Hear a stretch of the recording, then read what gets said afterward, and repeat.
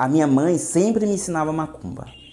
Desde os 3 anos de idade, pegava na barra da saia dela e ia. Quando ela não queria me levar, eu deixava ela tomar uma distância, pulava a cerquinha de casa e ia atrás dela. Se escondendo, pequenininho, ia me escondendo e conseguia chegar. Quando eu chegava lá, já estava longe para ela voltar, então me revelava e a gente curtia a macumba. Uma vez eu fui no cemitério, assim, escondido dela. Ela foi, eu sabia que ela ia fazer macumba, porque minha mãe tinha roupa da macumba, que era... Ela sempre quando ia fazer macumba no cemitério, ela ia perfumada, ia de vermelho ou de preto, eu sabia que ela ia fazer macumba. E eu sempre fui apaixonado por macumba. E ela foi. Toda a rua que ela cruzava, eu cruzava atrás. Onde ela ia reta, eu ia reto. Ela descia, eu descia. Aí nós chegamos no cemitério. Aí nós entramos, ela entrou, estava mais distante. Ela foi até tinha um cupizeiro grandão. Ela ficou lá abaixada. E eu bem escondidinho atrás de uma cova. Aí ela me chamava de bebê. Bebê, vem, pode vir. Já tô sentindo você. Ela nem olhou para trás. Ela sabia que eu tava lá. Fui, fiquei olhando. Tinha um coração de boi amarrado com um monte de fita preta, vermelha. Um punhal enfincado assim. Ela colocou dentro da caixa de cupim. Fez a mandinga dela lá e nós fomos embora. Ela falou, não olha para trás. Foi a primeira vez que eu ouvi isso. Não olha para trás, não olha para trás. Eu falei, beleza. Não olhei para trás, obediente. Mas eu achei aquilo lindo. Coração, um punhal bonito. Um punhal simples, um punhal bem bonito mesmo. Então assim, ela sempre me ensinou. Eu me recordo, eu tinha 6 anos de idade. Eu fui para a escola e um rapaz me bateu. Um menino da minha idade me bateu. Eu voltei para casa muito chateado. Aí eu batia firme para lá, para cá. E ela, o que houve? Contei a história para ela. Então, de repente você tá mentindo. Então, se você tem certeza que você não fez nada contra esse menino, que ele te bateu por crueldade, você vai fazer assim, assado. Se você for culpado, vai acontecer alguma coisa com você. Se ele for culpado, vai acontecer com ele. Pois eu tinha certeza que eu não tinha feito nada contra ele. Fui lá e fiz a minha macumba. Simples, uma macumba simples. Papel, caneta, sal, a palavra certa, o local certo depositado. No outro dia, 6 horas da manhã, já estava lá na escola, esperando o menino passar para ver se tinha acontecido alguma coisa com ele. Pois o menino chegou com o braço enfaixado. Ele tinha quebrado o braço de madrugada. Parece que ele caiu do beliche, alguma coisa assim, caiu, quebrou o braço. Então assim, eu vi a macumba funcionar, porque ele me bateu por crueldade. Teve outros episódios. Meu pai sempre judiou muito da minha mãe, sempre batia muito nela. E isso também descontava em mim, porque eu era o preferido dela. Ela estava me preparando para ser o sacerdote da casa dela. Eles estavam planejando fazer um terreiro grande lá em Colatina. Nós tínhamos o pai Chiquinho em Colatina, que dava todo o apoio, um grande sacerdote que infelizmente não está mais entre nós.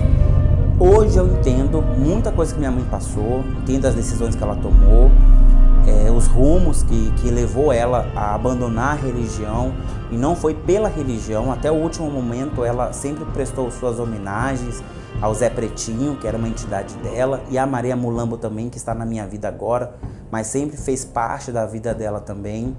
Ela saiu de um casamento abusivo, explorador. Meu pai também descontava a frustração dele com ela em mim, que era o mais novo e o preferido dela. Então automaticamente eu sofria as agressões juntamente com ela.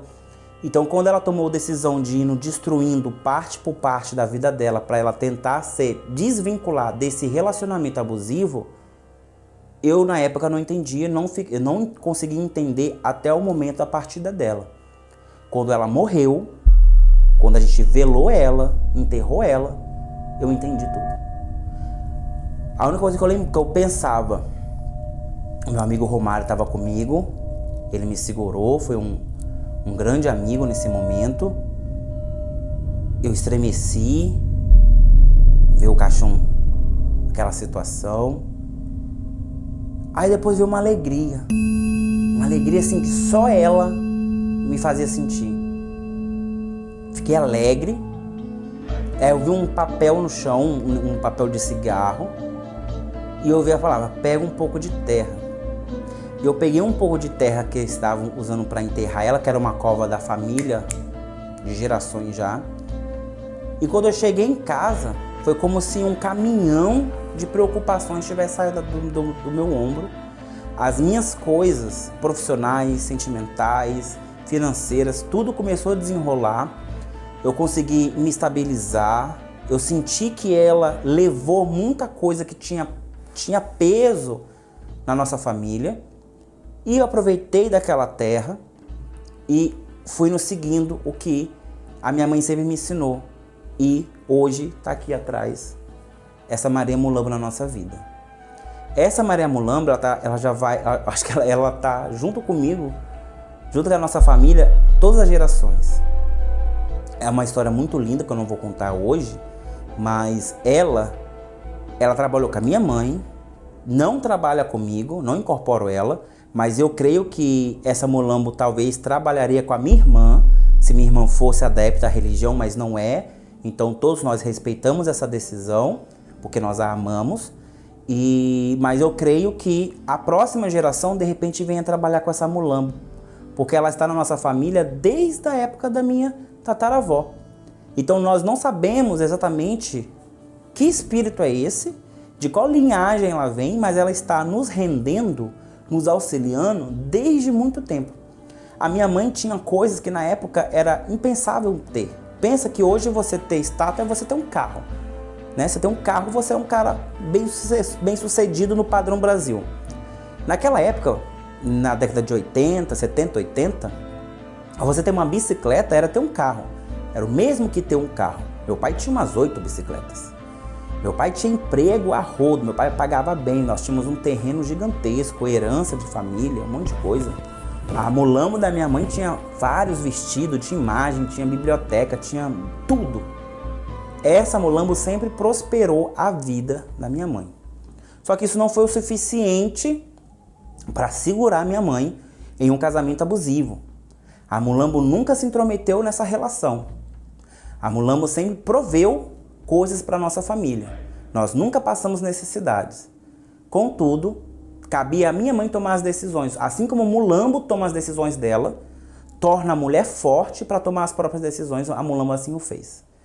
Então, o rompimento, minha mãe nos abandona, então a minha parte de aprendizado de macumba é rompida, porque aí eu passo a morar com meu pai por decisão judicial. Então eu só vou vir a rever minha mãe só aos 18 anos. Então dos 6 aos 18 eu fiquei sem o aprendizado dela. Então quanto aos 18 eu resolvo cuidar da minha mamãe, pego ela, alugamos um local, começamos a conviver juntos. Observando o comportamento dela, vimos que ela tinha um problema espiritual. E porventura um amigo meu foi até a minha casa, olha como são as coisas. Ele deitou no meu sofá e caiu uma guia do bolso dele. Catei logo a guia aqui, perguntei a ele o que é isso aqui, o que é isso aqui. Ele ficou assim todo surpreso, que eu acho que ele achou que eu estava discriminando ele de alguma forma. E ele ficou assim, pasmo. Eu falei, não, eu preciso disso. Aonde é que você vai? Eu preciso disso. Ele, é minha avó é assim, assada, ela é mãe de santo. Eu falei, me leva lá. Pois ele me levou, levei minha mãe, era uma senhora, mãe Eni, uma senhora maravilhosa. E a partir daquele momento houve uma ligação entre minha mãe e eu, na ancestralidade de Umbanda, mãe Eni, minha mãe, e mãe Eni e eu. Um triângulo espiritual ali que um foi não ajudando o outro. Minha mãe ficava com a mãe Eni para suprir uma necessidade, mãe Eni ficava com a minha mãe para tirar um pouco desse fardo de ser um menino novo e ter que cuidar da mãe, e eu cuidando da minha mãe de todas as formas possíveis que me eram solicitados. Então ficou um triângulo de uma ajuda ali e minha mãe melhorou assim. Então a medicina moderna da época, todas as orações do povo evangélico, nada resolveu. Mas a macumba da mãe Eni foi 10. Em uma semana minha mãe já estava bem, vivendo no mundo dela, curtindo o mundo dela.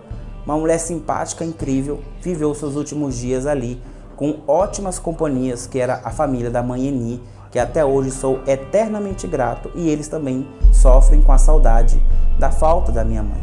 Então, no período que eu fiquei com a minha mãe na minha casa, ela me trouxe um despertar da espiritualidade, da ancestralidade. Ela não se metia.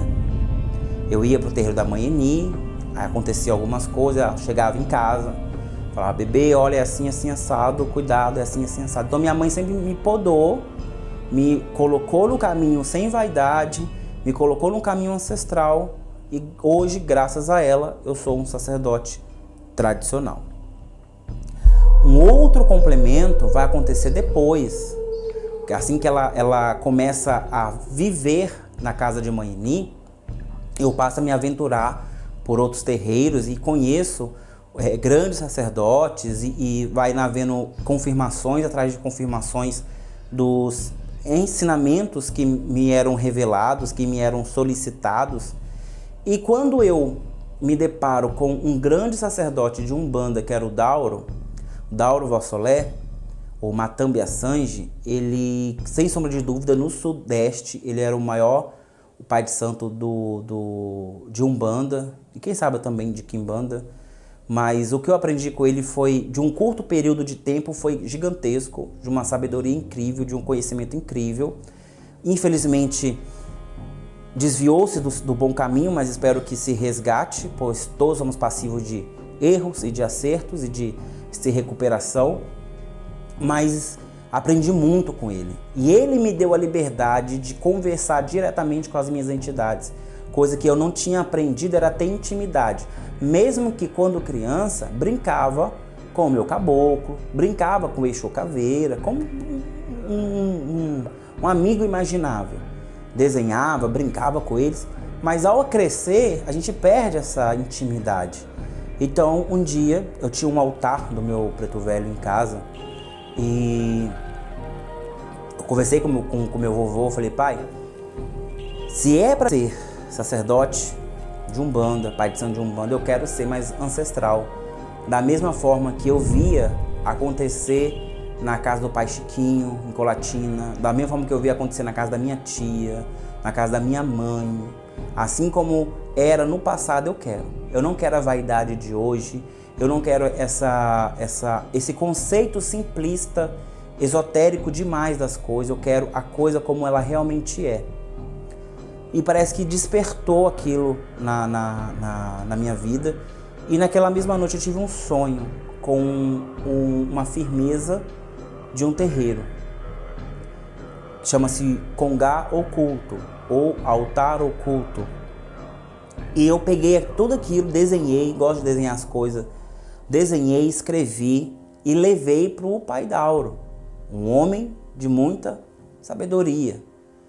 Pai Dauro, aconteceu assim, assim, assado. Contei mais uma vez a minha história para ele. Com muita paciência ele me ouviu. Mostrei o desenho para ele. E ele falou: filho, isso aqui que você desenhou é algo que está há mais de 20 anos enterrado debaixo do meu congá de Umbanda. Um dia eu vou abrir, mas você pode ter certeza que é a mesma coisa. O seu preto velho está te passando algo que é real, é ancestral. E eu tive a mesma confirmação que você, porque quem confirmou a minha firmeza foi o meu padrinho lá da Bahia. Então é a terceira vez que já me consultam sobre isso. E assim, eu fiquei pasmo. E até hoje eu replico isso, e toda vez que eu converso com um sacerdote que eu vejo que é tradicional, que não é uma pessoa que somente quer te absorver, mas sim quer colaborar, eu converso sobre essas firmezas ocultas dos terreiros antigos e sempre confirmam. Às vezes com um elemento a mais, outro a menos, mas o simbolismo de tudo está todo ali. A função está toda ali. Então isso me deu um aval gigantesco de me comunicar cada vez mais com meu pai Benedito. Então de um lado eu tenho o Exu Veludo, uma entidade sublime, incrível, de uma intelectualidade magnífica, educado, carismático, sem vaidade nenhuma, tanto que é uma das únicas entidades que não tem assentamento aqui e não deseja. E do outro lado eu tenho o Pai Benedito das almas, à direita e à esquerda. Duas entidades que me preenchem muito bem e que reforçam tudo isso que o meu tataravô ensinava. Escute o ancestral. Escute quem está perto. Eu tenho a maior representação da esquerda e a maior representação da direita vívidas na minha vida.